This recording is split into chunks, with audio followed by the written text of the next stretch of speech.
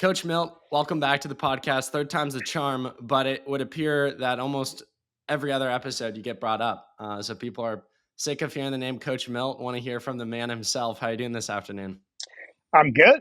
Thanks for having me. I've been. You've had some really good episodes the last 2 weeks. I thought that one with Alex Osberg the other day, talking about life lessons, was phenomenal. Do you chuckle? I know you listen to the podcast occasionally. Do you chuckle when your name repeatedly just keeps getting dropped? You have to be. I want a fan to do a case study of the amount of times Coach Milt has been referenced. That's probably one of the key words in the Running Effect podcast for the past year. Well, you just have had a lot of my people on, but I think no, it goes right past me, honestly, most of the times. Well, I think bring you up a lot because when I'll go deep with someone, we'll start talking about lessons, and then I'll think of lessons I've learned on the podcast. And I think this podcast came out yesterday as of recording today with you, Emily Sisson, which was an awesome interview, awesome conversation. Such a privilege to speak with. I mean, she's been so successful at every level, qualified for Foot Locker all 4 years, 2-time NCAA champion, now American record holder in the marathon. But she shared some lesson, and then I remembered, Milt said this on the podcast back in the day. So I'll bring you up too from time to time. But one of my questions I want to intro with, just to kick off discussion here, is as of recording this, it's ACC week. One of those principles I bring up quite frequently from you that you shared with me last time we did a podcast with each other was that being good is actually excellent within championship races. Alex talks about that a lot as well. Can you elaborate on that idea that you came up with? Yeah, I mean, it's something we've always talked about when you get to this time of year is like Alex and I always call it the step up fallacy, right? Feeling like you need to step up and do something different than you've done all year. And, I've always told our people, I said, hey, your job is to put in the same effort, have a great attitude and effort from the first meet of the year, the low key first meet, through the national meet, and everywhere in between. And if I do my job well, that same effort will produce better results as the year goes on. But the last thing you need to do is think, okay, now it's the ACCs or the Pac-12s, or it's in it, and I got to step up, or it's the NCAAs. And, we talk about that all the time. We say, the NCAA meet is dreams cracking wide open because people dream the wrong dream, right? Like we talk about from the first day, like dream the dream about what you're going to do when it's not going perfectly and it's not going great, and decide that in advance what you're going to do. Because I think we can figure out what to do when it's going great, right? What are we going to do when it's not going great? And so that's, that's been what we talked about this week, but really that's what we talk about all season long, and particularly, within the scope of a season when we've certainly had our share of bumps in the road over the last month. And again, that's when teams find their soul. It's like, what are you going to do when things aren't going perfectly? You've recruited a bunch of incredible studs over the past few years, but I feel like specifically the last class in this class is remarkable. That mindset can also translate to a high schooler listening, but specifically some of the high schoolers you recruit when it comes to an NXN or a Foot Locker, because they're generally just crushing kids all year, and then they've got like 2 big meets, right? Mm-hmm. Kind of similar to the NCAA level. It's like a nutty comb, a conference, and then a national meet. For you, are you having any of these conversations with them, or in recruiting, do you ever, in the back of your head think, oh, these are some tests? Does a kid get wigged out at a national meet? How do they approach a national meet? Yeah, it's funny you say that, because that's a theme we've talked a lot about in recruiting over the last year and a half. That, Ian on my staff and Jess, we talk a lot about, like, hey, how do you identify in advance the characteristics of people that will be successful at this level? And particularly now, if you look at the NCAA landscape, the international recruiting is at a level it's never been at in all my time in the game. It certainly has ebbed and flowed over the years, but at least in the time I've been around since the late 90s, I've never seen the international presence as high as it is right now today. You also have the transfer portal, right? So you have a lot more people that are coming to programs as much more proven entities because they already were successful in college somewhere else. So then when you go to that last bucket of like, okay, recruiting true American high school kids, like the traditional recruiting model, what are the characteristics? And I'm down the road right now, the last year and a half, that I actually think the number one thing is, what is their relationship with competition at the big meets? And do they get excited about that? Can they go handle that situation really, really well? And because, man, you can recruit people and fall in love with their PRs and what they ran at Arcadia on a nice night, but they got 11th in the race, right? Like what they do at the state meet, what they do at the NXN, what they do at Foot Locker, and like their relationship with those moments. I am at a place right now where I think that might be the single most important characteristic we're looking for when they get to the next level here. I forget which of the dozen athletes I've had on of yours said this, but one of them was saying that you told them back in the day, I think this was Stanford days, that I want you to give the same effort on the first early season meet as you do on the national meet. And it's my job just to make sure you're more fit the day of the national meet. The time will come. Just trust me, put in that same effort. What's the feeling like from your perspective the week going into an ACC meet like this, where like a statement like that's awesome, but it puts a ton of pressure on the coach? Maybe that's why you do this. You know, you love your craft, but it puts a lot of pressure on you. Yeah, I mean, I love it. It's a worthy burden, right? Like this is the most fun part. I mean, like how lucky are we that we have a job that keeps you up at night in the most positive way, right? It makes you sick some days because you're so like.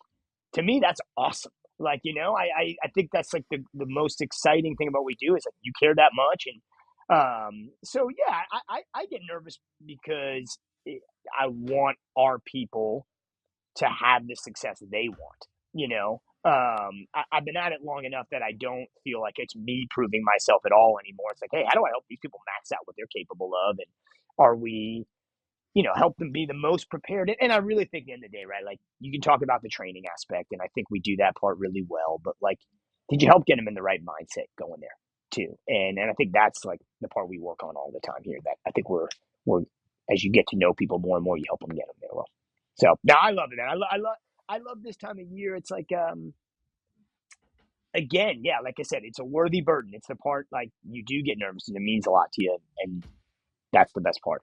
Something I'm curious to hear your take on is, you know, your top athletes throughout the years. I think you told me before this conversation, this is your 21st season. Your top at, 21 years ago, a while back, I wasn't even born on this earth yet. Not to make you feel old there, just means you're very, very wise and experienced. Like the top athletes over the years, have they always had the same attributes, or do you feel like modern day, specifically with training, I feel like we're training harder than we ever have before. We care more about the sport than we ever have before. Do you feel like the top athletes, 21 years ago would perform well in the NCAA today? Yeah, that's a great question, man. We think about that a lot too because, like, I think about some people I had, particularly back when I was at Georgetown and had Emily Infeld and Liz Malloy, and think about like their PRs in college compared to the current landscape of the PRs.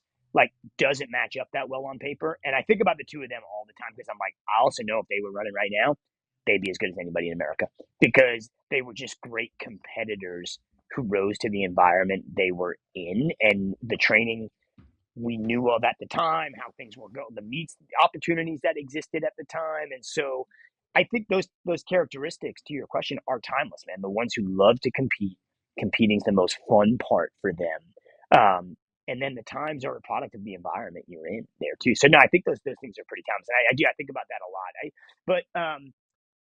Like I said, I think at the high school level now, if you tie this back to recruiting, there is more now than ever, and it's been every year a little bit more, an emphasis on chasing times, kids flying all over the country in high school to perfectly curated situations to chase the times. And man, that's a dangerous thing for when they get to us. So I do think it's more important than it ever has been each year to sift through like who loves to compete.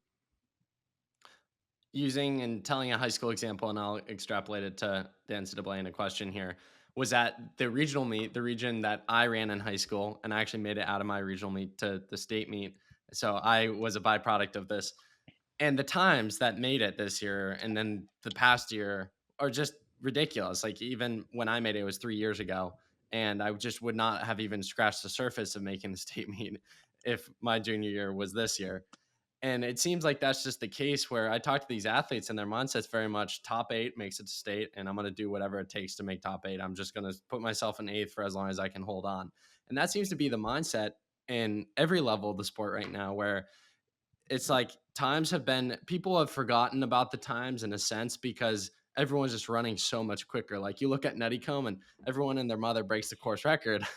I forget how many people did, but that's just like the new standard and expectation. How much do you feel like within the NCAA, just with the tide raising all boats, people are just running, because of that competitive mindset of these athletes, everyone's just running out of their mind because they know if they don't step up, if they don't compete, they're going to be left to dry. Yeah, I think it's the competitive mindset for sure. I also just think it's eliminating mental barriers to certain performances, right? So it's like if we think 14 minutes for a men's 5K is really fast and we talk about it like it's really fast, then only so many people are going to do it. If we demystify it and all of a sudden everybody is doing it, then everybody's doing it. And it just, I think that is so much more powerful than we give credit to, particularly like within a program itself and within a like certain ecosystem. So for example, like for us, like when we got here in 2019, nobody had broken 4 minutes in the mile here since the late 70s, right? And then Brandon Tubby did it, and then Thomas Ratcliffe did it, and then I think now we've had 9, right? And again, and nationwide, that's not a big deal anymore at all, breaking 4. But when nobody's done it in a place, it's really hard. Well, I think it's even true like within the ecosystem you operate, right? If you go to all meets that are in your region and nobody there is running whatever the arbitrary time may be, like then you think it's really fast. So I think that's really the part of it too. It's like shows how powerful like what we think leads to what we can do too. How does that concept and what you just spoke to translate from a high schooler who's a senior on top of the world and comes into college now, and what was just really good now barely scratches the surface to make some travel squads for some of these races, even if they're the best in the country? The squads that you have that other top programs have are just so dang good. Yeah, I think it's again the competitor, right? Like where are you seeking your feedback from, right? So it's like we bring in a great freshman, male, female, right? Like they're looking, hey, where is the next great people going? Like whether that was 4:05 20 years ago or 3:56 now, that's what they shift their mind to. It's like the great ones always think that they're looking, hey, where's the next bar? Where's the next bar I can get to? So, yeah, I think it's just all relative. I think it's just all relative. And look, the reality is like the shoe technology is such a monumental part of this that you just have to recalibrate what you think and not get hung up on all things. I'd say that's the other part for both college coaches and college athletes is, and this might even be more true for the coaches, is like recalibrating expectations of what somebody can do in college based on what these new high school marks mean. So, like, I don't know if I can articulate this properly because it's something I'm thinking through still, but like, let the guy who runs 850 in high school, like, I'm not saying that's not still really good, but also you got to take some pressure off that guy because like 850 is not what it used to be. And so don't put pressure on this person that they've got to be an All-American right away. Like, hey, 20 guys ran that. And I think you got to talk to yourself that way as a coach too, of like, put it all in context all the time. Do you ever find it hard to sell an athlete on the 4 or 5 year vision of, even if they're really one of the best in high school, like, hey, let's work towards that junior year version of you and not get focused on scoring at ACCs this year? If it happens, that's great. We'll take it in stride, but this is a long process. We talk about that so much in the recruiting process that if that was going to be hard for somebody, they wouldn't have ended up here because we talk about it so much like that they probably would have shied away from actually choosing us. With that said, the great ones do it, but they don't love it, right? Like, and that's what makes them great, right? Like the great ones can hear me on it when they say, hey, remember, dude, 10-year plan. Like I think about Sean Labordi, right? Like I'm telling him every day, hey, dude, remember, we said 10-year plan. I know, but I want to do this right now too. It's like, well, yeah, and that's why you're great, right? And that's why we're a good combination for each other, right? Because if you don't have that, like the athlete should have the urgency. Like the athlete should have that drive. And then they're trusting you to, excuse me, keep them on the right path. But if the athlete's in here, like, I'm only worried about 2 years from now, I would actually argue that's not good. I would actually say, like, they need to have that urgency, and then you balance each other out with them trusting you of, like, hey, you need that urgency today to make sure you are better tomorrow than you were today. but also trust me that like we are pointing this thing all down the 10-year plan too. Is there ever a flip side to that where an athlete is a junior or senior and you've seen things they've done in training, but it hasn't necessarily resulted in the results they want on the track, on the grass, and they're a little, they know their time's limited at a competitive level. They know they need to run fast if they want to take that next step in the sport. Is there ever a conversation there where it's like, oof, let's see what we can do because time's running out? Yeah, we've certainly talked in those terms, and I think I think you've got to be careful. Like I always say, coaching seniors is probably like 85-90% of the time it's awesome, and like 10 or 15% of the time it's terrible. And I would say what I mean, I don't mean to say terrible, I'm joking, but when they do what you said, which is like they put that pressure on themselves of, okay, it's my last year now, I got to go do something, and I mean, that almost never works, right? It's like, hey, year over year progress, learn from last year, let's go apply it this year, and let's go work on it. And honestly, that's why I love coaching people who know they want to run after college competitively still, because then we talk about this as another step in the journey, right? But even if you know you don't want to run after college competitively, the way you're going to run your best senior year is, hey, let's take another step from last year. What we learned, let's go apply it, go get better. Going back to 2 questions ago, kind of talking about the freshman version of some of these high level athletes. Let's go back in time. Tell me about, and when I say tell me about, the floor is yours, however you want to describe it. Tell me about a freshman Grant Fisher, Sean McGorty, Elise Craney, Vanessa Frazier, the best athletes you've had their freshman year. What were they like? And what are some commonalities you think that help them to have the sustainable, successful careers they've had as freshmen in college, how they approach the sport? Yeah, I mean, I think the threads are really consistent, right? Like, I think those three you named, Grant, Sean, Elise for sure, Parker and Ethan, the same here. I mean, again, all the way back, as I mentioned earlier, I think about even Emily Infeld when she was a freshman, and there's several others too. But like, they knew what they wanted, right? They knew what they wanted, and when you're around an 18-year-old like that, like it jumps out at you because there's so few of them that are really like that. I mean, honestly, Dominic, that's where like, dude, I love talking to you because I'm so impressed by what you did as an 18-year-old, not going to college and taking the road less traveled because you knew exactly what you wanted to do. I love being around people like that. And so I think about all of them, like they knew what they wanted to do and they were crystal clear on it when they came to college. Like, this is going to be like my mission. This is my defining part of what I want to get out of this experience. Then I think you get a lot of people who like, I'd like to see how this goes. I'd like to see how this goes. And they were never like that. They were, it doesn't mean they got immediate results, but they were always clear where they wanted to go. They believed they could get there in time as well. And so, yeah, I think that's the common theme. Like they knew, hey, this is what I want to accomplish. And they were always the most coachable people. Like that's a very consistent theme. Like they're the ones who listened the most, said, hey, tell me how to get better. Constantly pushing me, like how do I get better all the time? If I took a random poll of your current team and asked them how many of you want to go to the Olympics one day, I'd say nearly all of them would probably say yes, but very few will do it. Mm-hmm. And throughout your teams, throughout the years, you've kind of spoken to these X factors of these athletes that have done it.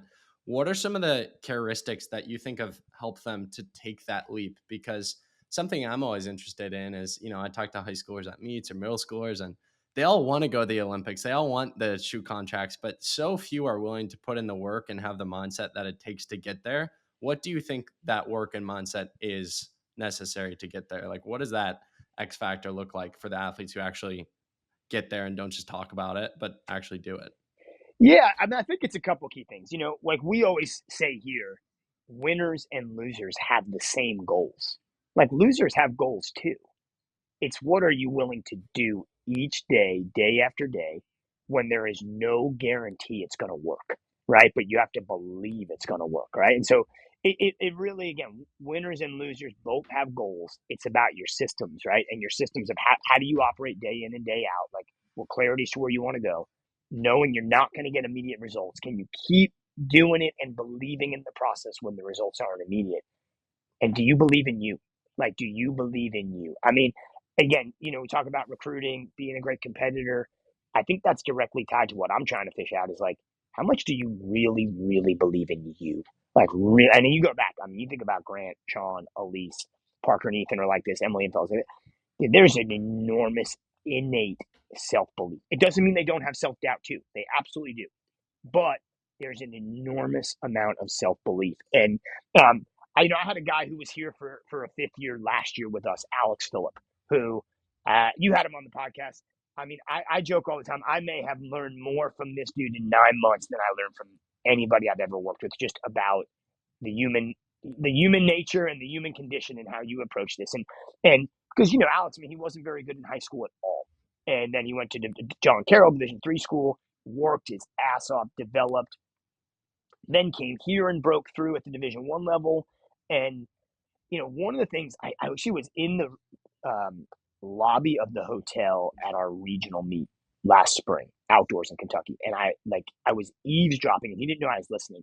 I was listening to him talk to one of our sophomore guys, Aiden Neal, who he's a redshirt freshman. He'd run 340, made the regional meet, made a lot of progress. And he said, look, man, you need to have this balance of recognizing you're not there yet, but absolutely believing you can get there and the system will get you there. Like the belief that it can get you there, like you can get there. And I'm oversimplifying it, but that idea of he ran 950 in high school, Alex. But if you ask him, he'll tell you even at 18, he believed if he worked hard enough, he could get there. That's hard to come by. And the guy he was telling it to is a guy who's a sophomore for us. I said Aiden Neal, who, we recruited him. He's from rural Maryland, and he got good by the end of senior year at 405, 150. But I mean, really, in the end of the day, was not a high national caliber guy. But the reason I wanted this dude so bad once I went up to Maryland and met him was I could tell he believed. He said, listen, I'm not one of the top guys in the country yet. I get that. I also fully believe I can get there in time. That's it, man. You believe you can get. So whether that's your Aiden Neal, Alex Phillip, or you come in as Grant Fisher, who was already super successful in high school, you believe you can get to the next level too there. 21 years of coaching. What's a mistake that first year Milt, if I brought him to current 2024 year, would have made if he was coaching this program? And through that process of learning, how have you combated some of those things you would have done back in the day through growth? Oh man, I probably made more mistakes last week, even still. And the good part, 21 years ago, for at least those first couple of years, was as just an assistant coach. I wasn't making those decisions. There have been a lot of mistakes. I was really learning and supporting. Well, as I mentioned earlier, our last 4 weeks here with our men, our women have been really, really good. Man, we've had a bumpy last 4 weeks. And we're coming out the other side really well. I think we can have a great last 3 weeks of this season, but it is definitely not looking like we envisioned it in August. And I think that is where, for me, this many years in the game, I mean, how many years at Stanford, truthfully, we started with one vision and it pivoted a lot based on things that came up. Just stay steady, man. Stay steady, embrace and love the challenges. They make you better. And I said, our last couple of weeks here, Parker's had a couple little things. Will Coogan's had honestly, man, I felt about like the dumbest coach in America the last month, and been beating myself up about it. And don't get me wrong, I hold myself super accountable. I way more than probably, I hope the athletes even sense how much I'm feel that at times. But I learned how to say, all right, man, get up tomorrow and do the best you can. Get up tomorrow, take care of these guys. Learn from what we did yesterday. So, long answer to your question, I think just not panicking and staying calm and steady. And we certainly, I've had enough years that went that way. I've referenced a lot, any of my Stanford guys, if you bring up 2017 and say, hey, Milt mentioned 2017, they will know exactly what you were talking about. 2017 was a dark winter into a dark spring. Grant was the only guy we had at the NCAA meet, and now he won. But Sean was hurt, Stephen was hurt, Stephen Fahey, Alex Oster was hurt, Thomas Ratcliffe was hurt. It was man, I was ready to fire myself, and it. But man, I learned so much from that about hey, chop wood, carry water, care for each one of these guys, help get them back, take each one where they are and move the next step, and don't panic, just stay steady. How do you have grace with yourself amidst these struggles that pop up? I know you are someone who takes extreme accountability for these sorts of things. So even in your response, I can tell you can beat yourself up on some of these small things. How do you have grace with yourself? And what's that internal dialogue? How do you balance that? Because I know high achievers, man, their minds can be a hell sometimes to Mhm. live in. How do you balance that and try to make it somewhat livable? Yeah, I'm not very good at that at all. To be honest with you, again, particularly this last month, um, it's something I'm trying to get better at. I think what I really all I have that makes it doable is a couple key people in my life who I can tell this to, and they'd be like, check me on it. I'm like, okay, that's great. Like that's not, not that you need to point fingers. That's not your fault. Like things happen. Like, and what are you gonna do tomorrow? Like get up and go. And like number one, first of all, that's my wife. Like, I come home and a lot of this stuff, and it's like, okay, this is going to be the roller coaster. Like you love the roller coaster. Like remember, you love the roller coaster. Like that's the best part. Like don't, and you can't just love it when you're at the high. You got to love it when you're at the low too. And like, you had Mike Smith and I on here together, and like particularly at coach to coach, I can tell him this story. I told him the story last night. I started him at 10 o'clock. Told him a story of someone's going on one of our guys, and he's like, dude, that's like, he'll check me sometimes. Like, man, you're overvaluing yourself. Like you're thinking you have more control than you do here, even. I think for me, it's having a couple key people who can be really honest with me about that, and then again, just enough experience over time to know like overbeating myself up doesn't. While I'll always still do it, it doesn't get us any closer to the goal, too. You know. There's a saying that, writers should write the book that they themselves need to read. For you, how much of the advice a lot of times you give your athletes is the advice that you yourself need to hear? Oh, uh, probably pretty often still. Like I think that's why I'm pretty good with high achievers or like people that are highly driven because I think I know the traps that you can fall into then pretty well because I still even at 44 like fall into them a lot myself. I think I'm better, but so yeah, and again, I think I've gotten a lot better with that with time, and I think especially for me, man. Like honestly, man, like my life is so busy I have 4 kids who are going in a million different directions, and that is actually great for me because there's not a lot of time to sit around and like wallow in things going badly. Like literally, like I got to move next. Like, okay, where am I going? My days start at 4:55 in the morning and go till I'm picking up my last kid at soccer at 9:30, and like it's going the whole way through every day.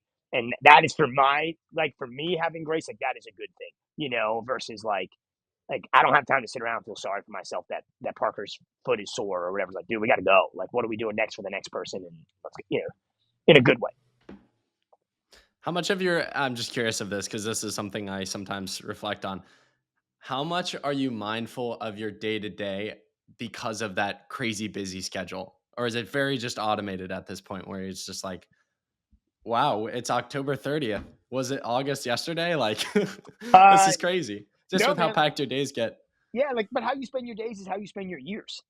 Like I'm really intentional about like what's in my days, and I'm really really intentional about like how my days start because I think if they start scattered and if they start rushed, you're not teeing it up well for a good productive day in there. So no, I'm probably overly thought out of like how I spend my days and what I don't spend time on during the day.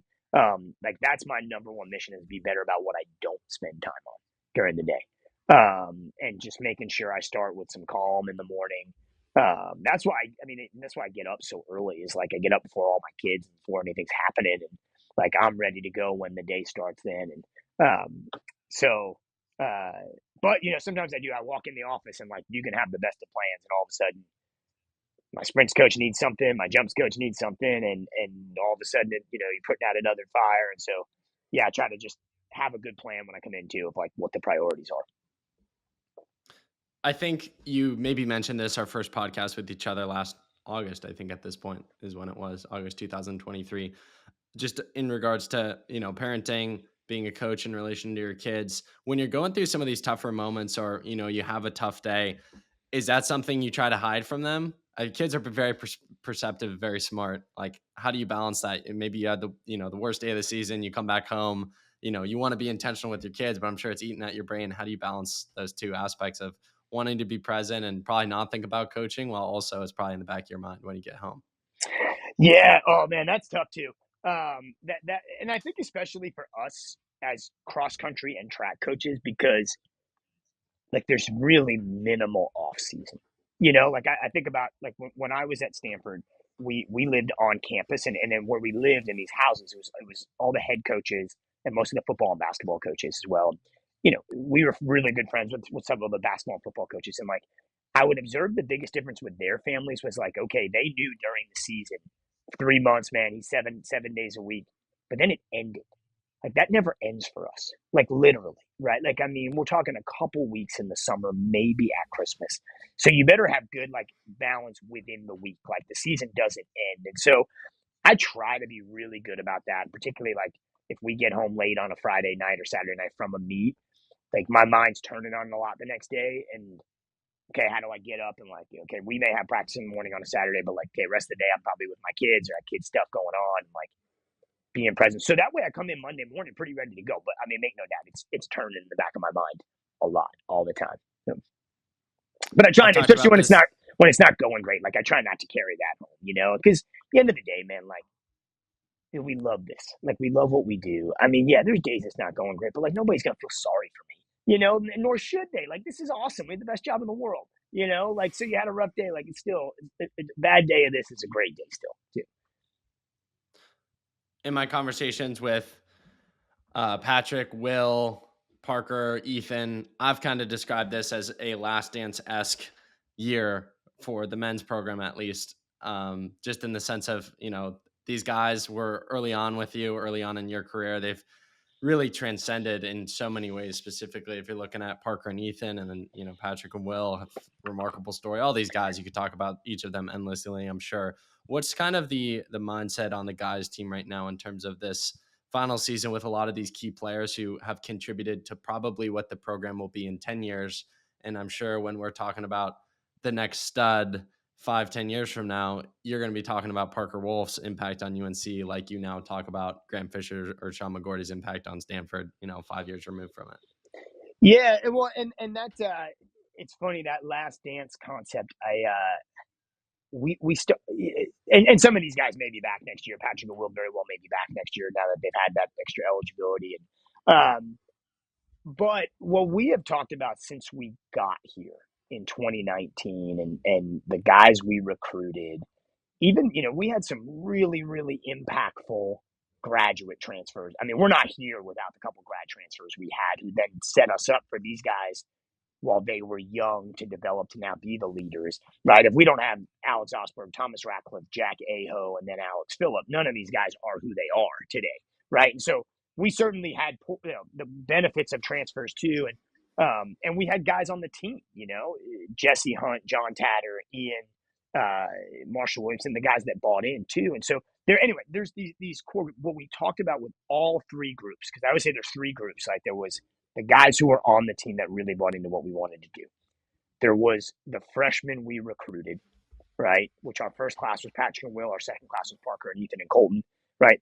And then there was the grad transfers. And it took all three of those groups coming on the same mission for this thing to actually work and get going. But the mission for all three groups was the same.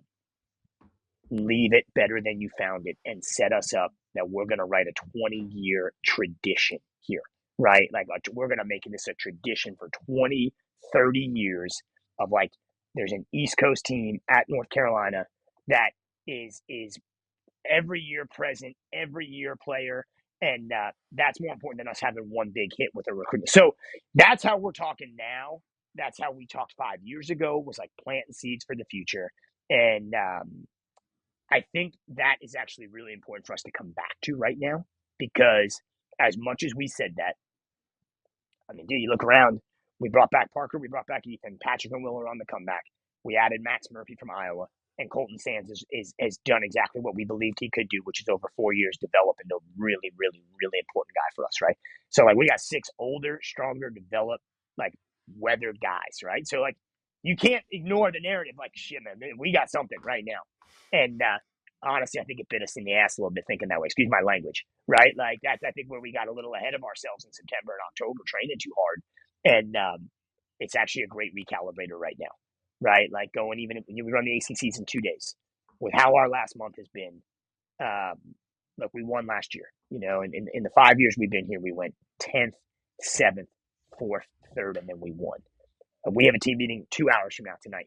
And what I'm going to reiterate to these guys tonight is like, guys, this isn't win or bust. This is like we are going to plant ourselves as one of these teams that up year, down year, good. Hey, here we are, second, third, second. And if we can do that every year, man, we're going to win eventually, and we're going to win periodically. That's way more important than we won last year and now we're 7th or whatever it might be, right? It's like, so long answer to your question, like that is actually fundamental what we are coming back to for the next 3 weeks. Is like, remember, we all came here to create a tradition that lasts long after all of us too. I know you signed back in May, I think a 3-year extension for your current role. And you mentioned to me kind of you have a 20-year vision. That's kind of the language you're using with the guys. What is your vision for the program of the University of North Carolina? And what do you feel like you would personally, it's like undeniable you left the program better than you found it. You probably did that a month in, just from an outsider's perspective. You've crushed it. But what do you feel like you would need to do, to leave the program ultimately one day feeling really good about your time as a coach there? Could you do that now? And if not, what would you have to do to feel good about it?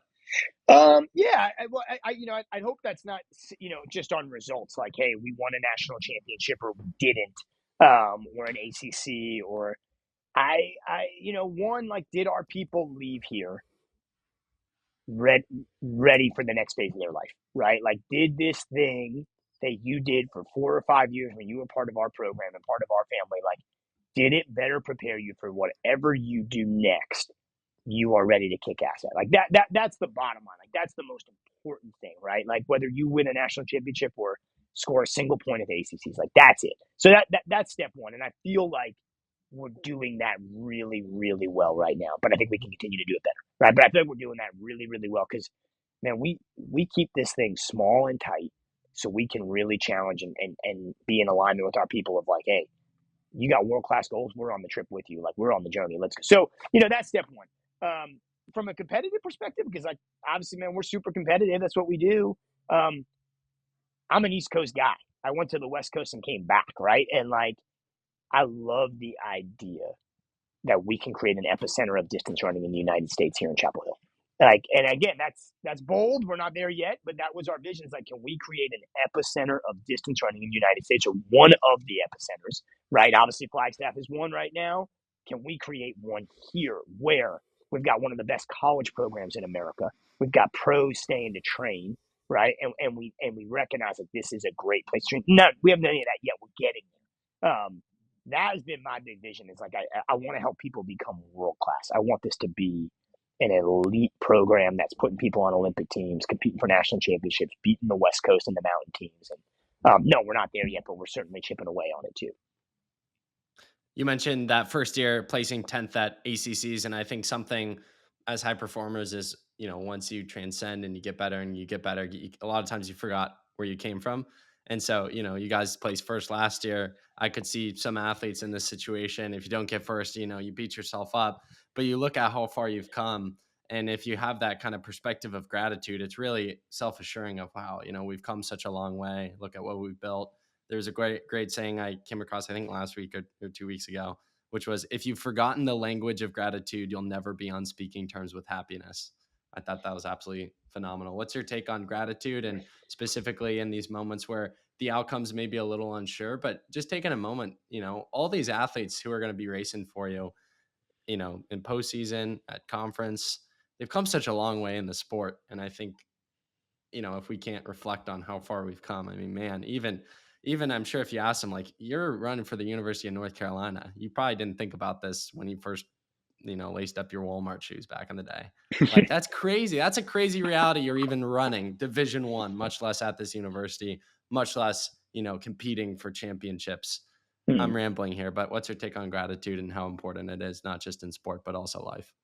All right, I think it's fundamental, man. And I think we all, as elite competitors, athletes, or coaches, like, we fear complacency so much, like, that we don't pause enough to be grateful for what we have and what we've done. And I mean, you had Patrick and Will on the podcast. I can't wait to hear that one. And I mean, it's what we went through with those guys. And when I say we, yes, they went through, but like our whole team went through that with those guys. And I mean, we say like, man, they are our superpower.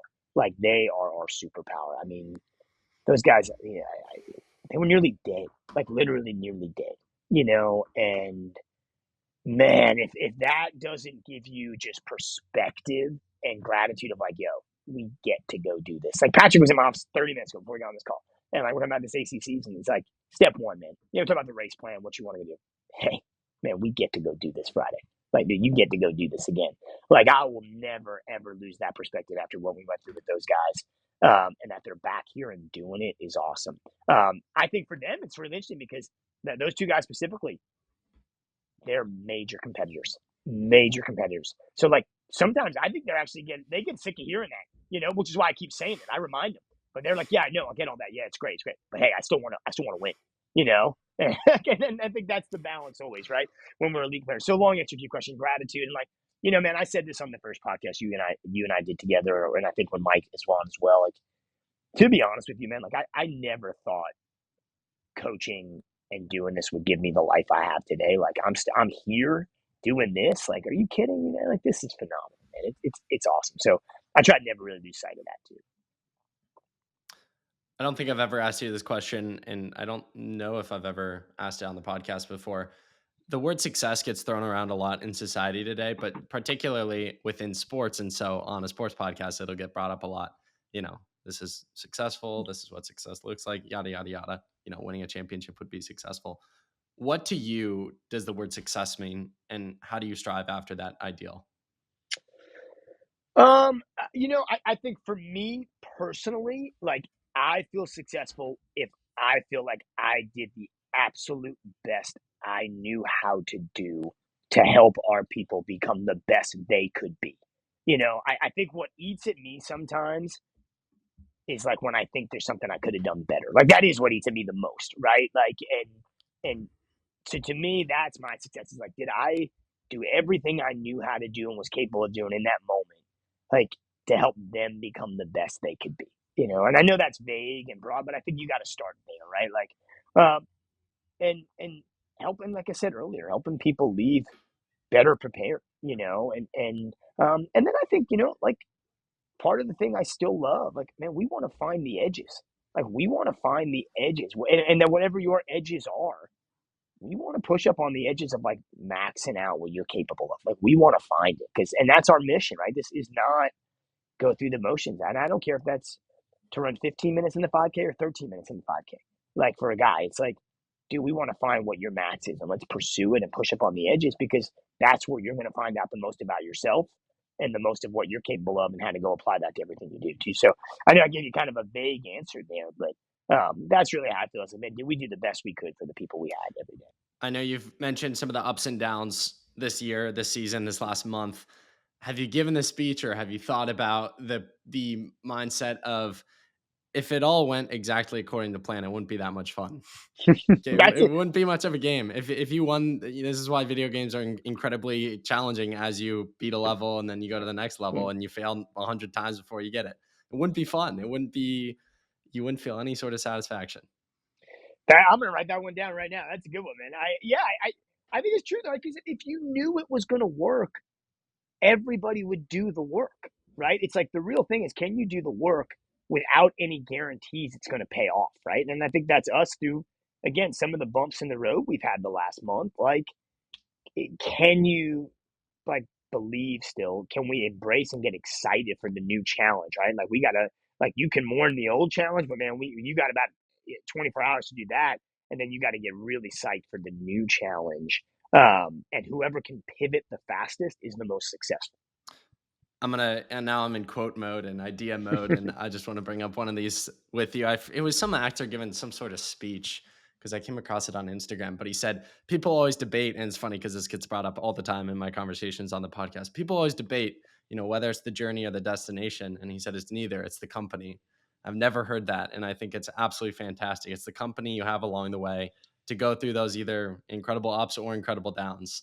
If you're only going on the journey up to the mountain by yourself, it doesn't matter, really, if you get to the top. It's the company you have along the way, what those people mean to you, the relationships you forge. That conversation with Patrick and Will, obviously a situation like that's going to bond the two of them. But man, there's just such an intense brotherhood that those two have with each other and the guys on the team have with each other because they've gone through hard shit with each other. Pardon my French. Yeah. And again, to that concept a minute ago, if it was all sunshine and rainbows, there's nothing to bond over. And I think this is why we forge really close relationships in the sport of running very early on. Like I've become really close friends with people after training with them for 2 weeks because you go through a ton of hard stuff very early on. It's not, let's go hang out at your house and, have some food and talk about whatever silly things. It's like, let's go see how far we can push our bodies with each other today. And I'm going to try to push you as much as I can. And you try to push me as much as you can. And man, the friendships, the bond that comes from that is unlike anything else.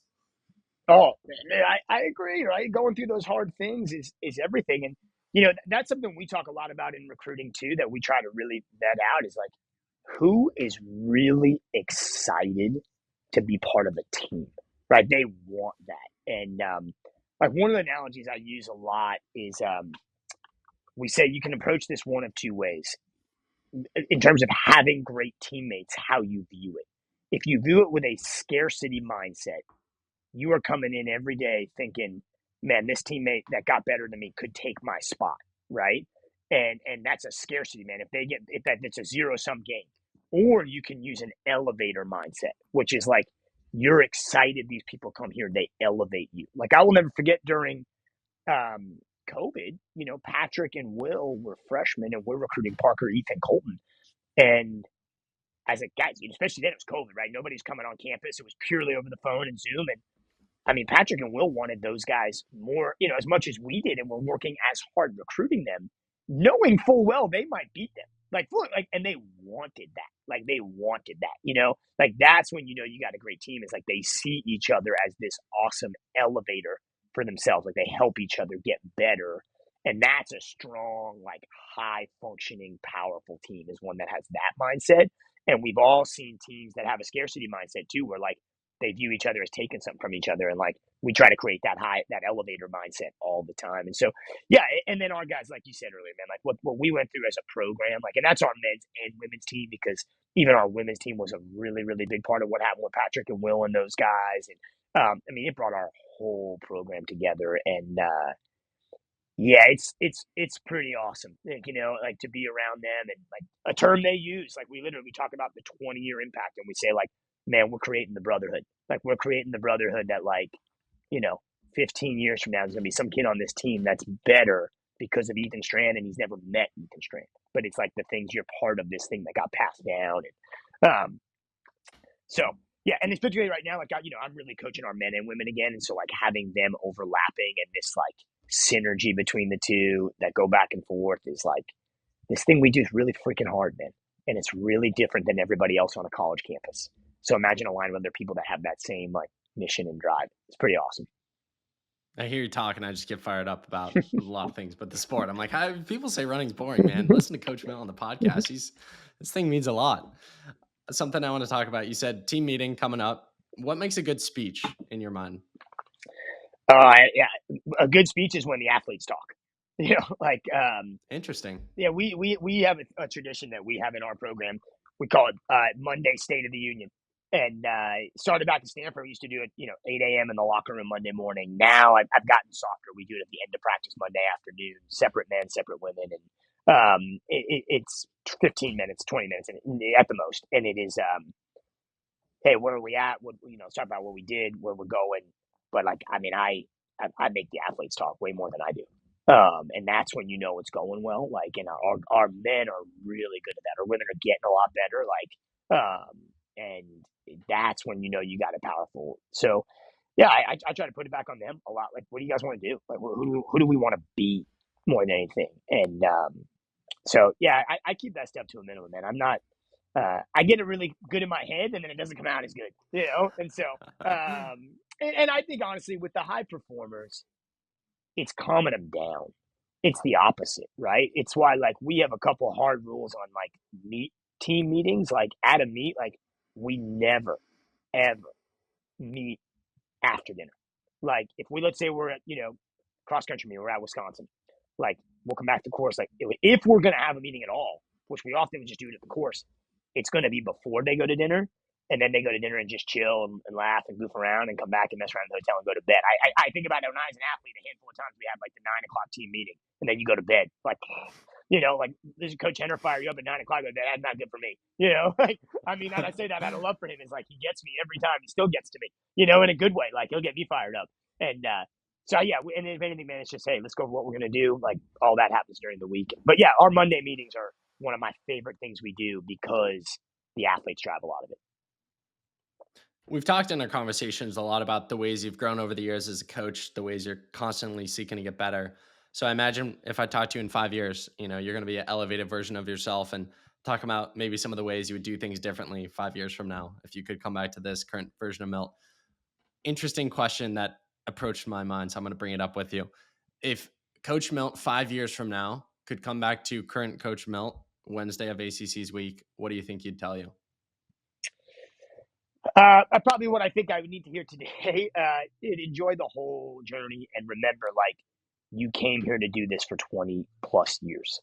Like, we did not come here to like do this overnight and make a big splash. We came here to build something like a lasting tradition, and that's on a when you zoom out, that will look linear, but when you zoom in, it will never be linear, right? It will be ups and downs with a net gain along the way.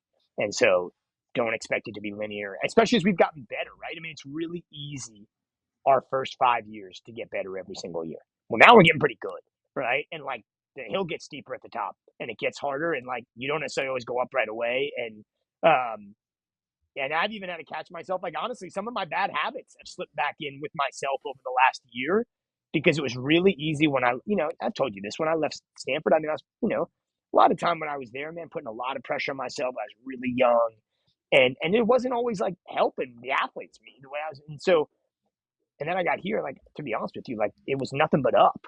So it was but now that we're pretty good again, like, a lot of I could really see my bad habits coming back again of like stressing myself out. And I'm like, man, enjoy this, dude. Enjoy it. It's not going to be linear every year. We came to do this with a long-term mindset. And so, yeah, I think that and just always keep getting better, man, And I think that's kind of, maybe going on a tangent. It's just kind of where I'm at right now, too. Like, particularly the last 6-8 months. Like, I'll tell you, man, like this is, again, a tangent from what you asked me. But, like, last spring for me really, really reinvigorated me. Not that I needed to be reinvigorated, like I wasn't excited, but I had a 5-week stretch down the end from the NCAA to the Olympic trials where I had Parker, Ethan, Alex Phillip, Michaela Page, Taryn Parks, right? Who from, we were in Eugene more than we were home, right? And don't get me wrong, being away with all that stuff was hard. Man, it was also freaking awesome. Like, that 8 weeks that spring, again, from the middle of the outdoor season through the Olympic trial end, obviously we ran great and everybody loves being with the elite athletes. But it reminded me, like, that is what I am good at and what I love too, is people that have high goals and are highly driven. Like, I'm in it with you. I love that. Like, I love that. And I joke around here. I'm like, I'm a pretty good coach if you're really into it. I'm a terrible coach if you're not into it, because I'm into it. Like, let's be into it, man. Like, it's fun. It's great. So, that was a long answer from your question, but like, it's just that we're crafting something here. Something I'm fascinated with by you that I think is probably what makes you great is you're unbelievably humble and very self-aware and constantly trying to get better. And it's fascinating to me. I think a lot of people in your position come from a place of pride, don't have the humility to admit when they're wrong, specifically to their athletes, and they aren't self-aware.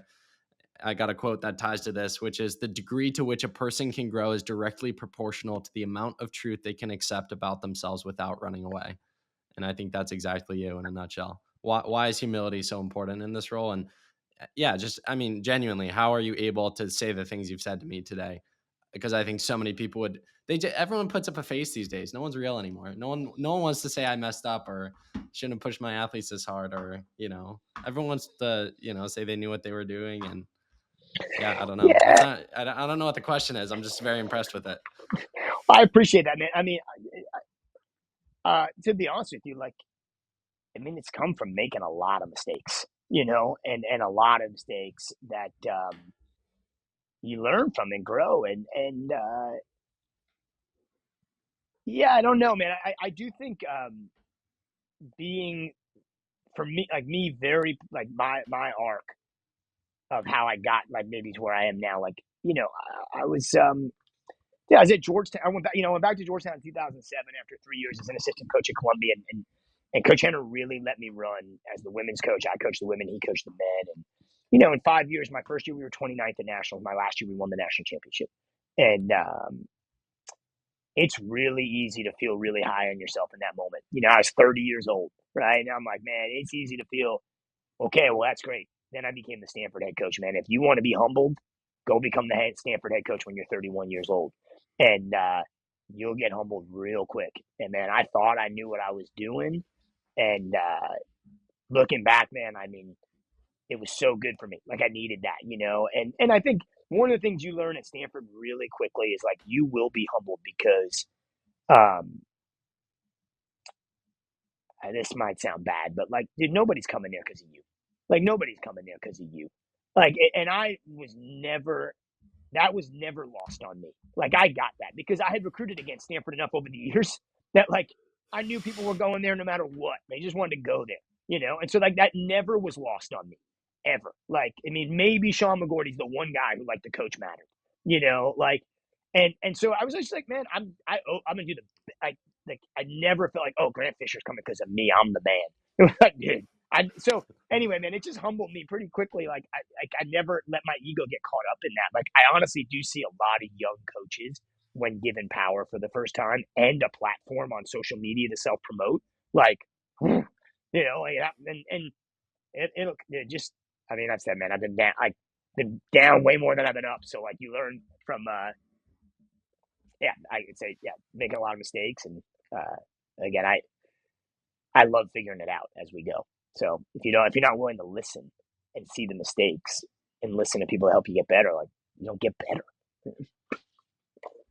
If I go back 3-4 years ago and I, by some miracle, end up running 4 flat in the mile and I can choose any college of my liking, I'm choosing UNC because of Milt. So that makes you feel any better. Thanks, man. Thanks, The tide has shifted. Let's close on 2 quotes. I know you're a quotes guy. I'm a quotes guy. This one reminds me of kind of the mindset, and I'm just curious to hear your take on it because I think it's kind of applicable right now. Quote is, and I think this is either from Chris Williamson or Alex Hormozy, 2 greats who I'm sure you're familiar with. He said, "You're going to lose sleep. You'll doubt whether it'll work. You'll stress to make ends meet. You won't finish your to-do list. You'll wonder whether you made the right call and have no way to know for years. This is what hard feels like, and that's okay. Everything worth doing is hard, and the more worth doing it is, the harder it is. The greater the payoff, the greater the hardship. If it's hard, good. It means no one else will do it. More for you." Yeah, hard is good for you. Like hard is great. Like you have to embrace the hard. Like you go back to gratitude earlier. You said that, and I referenced earlier like this year we had at Stanford in 2017, and that was when I really kind of learned about how important it is to practice gratitude and being grateful for the bad things that happen or I'm sorry, not the bad, the hard things that happen. Like actually being grateful for them and seeing it's like, man, this just made me better. Like being like not just like, okay, I got to weather this, being like, thank you. Like, thank you for the hard things. Like, I'm grateful I got my ass kicked today because this got me better. And like, man, I write that down a lot in the morning, And so, hard is good, man. Like, I want that for my own kids. Hard is good. Like, hard is really good. Yeah, embrace it. So, Second quote for you, and I think you emulate this really well. All 3 of these points, and this one's from Naval Ravikant. Amazing episode. I wouldn't be surprised if Alex shared it with you in the past, but I think it's probably top 3 podcast episode of all time when he went on Joe Rogan. It's like the only podcast episode he's ever done. Anyways, he said, "A fit body, a calm mind, a house full of love. These things cannot be bought. They must be earned." yeah. And what's So important good. to you, man? Like what's important to you, and the things that matter are hard to get. Like, and so, yeah, no, I think that's great. Something I think particularly, being, having kids and being my age, like, you just, again, what's really important to you. I think it's easy to get caught up as coaches, like you want to win more. It's easy to get caught up, dude, even just like in society, like you want a bigger house, a nicer car, all these things. Like, man, like what really matters, like those things that are important are hard to get. Like, hold yourself to that. Yeah. Coach Milt, final question for you. Halloween is tomorrow. I want to hear about the Miltenberg family. What's the best Halloween costume you've ever seen from any of your kids, or just was there ever a group effort? And then favorite personal candy of Coach Chris Miltenberg. I'm trying to think of what's been some of our best Halloween costumes we've had. Oh man, a lot probably. Well, big one in my house is Caitlin Clark right now. Like my daughters love Caitlin Clark. So my Caitlin, one of my daughters is named Caitlin, who's our third. She is being Caitlin Clark, and like she is so stoked to be Caitlin Clark. Like we definitely in our house got on the Caitlin Clark bandwagon all last year. It was just, my daughter's just like, they got so into it, and she's such just a badass. It was awesome. So that's the big one that's hyped in our house right now is Caitlin Clark this year. I'm trying to think of some of the other big ones in the past. Nothing comes to mind right off the bat. Candy, I don't know. I'm not a huge candy person, but I probably, man, some Reese's piece. Actually, funny you say that. Like last night we had, because my wife has candy in the house, and there were a bunch of Reese's last night. I was like, oh, I'm getting into these already before any trick-or-treaters come. So that's probably your best bet right there. Real quick story for you to close out the episode. It's been said on the podcast before, I think, but Jackson Hydish, who I'm sure you're familiar with, one of the best high school boys in the country 2 years ago, runs for Duke now. So he's from Iowa. He ran for Dowling Catholic, which is where Caitlin Clark went to high school as well. So my joke with Jackson is always you're the best you're the best athlete to come out of Dowling Catholic, just because of Caitlin Clark. But anyways, he told this story. I think the last time I was on the podcast, or he texted me it. I actually think he told it on the podcast, and this was like his fourth or fifth time on the podcast. I was like, why didn't you share this before? So he went to grade school, middle school, and high school with Caitlin and her family. He knows their family really, really well. And then his dad, who I got to know pretty well, Jackson senior year of high school, just because we went to the same meets, actually coached Caitlin in middle school track. And so Wow. Mr. Hydish has this shirt that he made, which is I coach Caitlin Clark, and then in parentheses in middle school track. I just think absolutely hilarious. Small world. So maybe I'd be curious to see if she ran middle school track. Maybe she's got some wheels. See her No, she could probably do anything, man. Like she'd probably give her 6 months doing our thing. She'd probably be really good at it. She probably can go play soccer, lacrosse, you name it. Totally. Well, Coach Milt, appreciate you talking, sharing so many insights as always on the podcast. You know this, I don't need to tell you, a big fan of, just the impact you've had on the world society, because your athletes are impacting it in a massive way. And you've blessed this community in so many ways, both from the athletes who have produced amazing episodes, as well as yourself and the wisdom you've shared. Least of today, one of 3 incredible conversations. So best of luck, and can't wait to see all the things you'll accomplish this season. And man, 20 years down the road, you're going to be at this for a while, and it's exciting to be along the ride. Well, thank you, man. I appreciate it, man. Like I said, I love what you're doing, and I've always been so impressed with you, and just the guts you've had to go out on your own and do this thing. I think it's freaking awesome, man. Don't let up. Keep doing it.